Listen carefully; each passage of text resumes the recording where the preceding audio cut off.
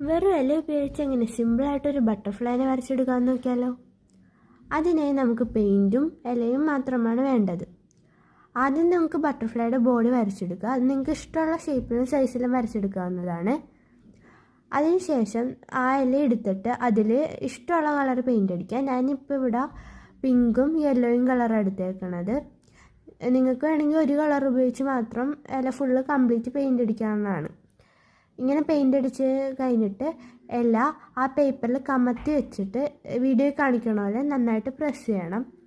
എന്നിട്ട് ആ ഇല ജസ്റ്റ് ഇങ്ങനെ പൊക്കുമ്പോൾ ബട്ടർഫ്ലൈയുടെ ചിറകിൻ്റെ ഷേപ്പിൽ ആ ഇലയുടെ പ്രിൻ്റ് ഇങ്ങനെ വന്നിട്ടുണ്ടാവും.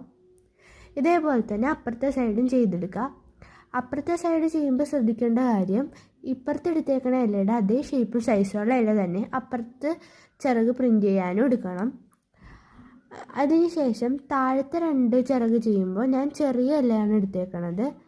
ആ ചെറിയ ഇലയും ഇതേപോലെ തന്നെ പെയിൻ്റ് അടിച്ചിട്ട് ഇത് ഇപ്പോൾ ചെയ്ത പോലെ തന്നെ കമത്തി വെച്ച് പ്രസ് ചെയ്തിട്ട് പൊക്കിയെടുക്കാവുന്നതാണ്.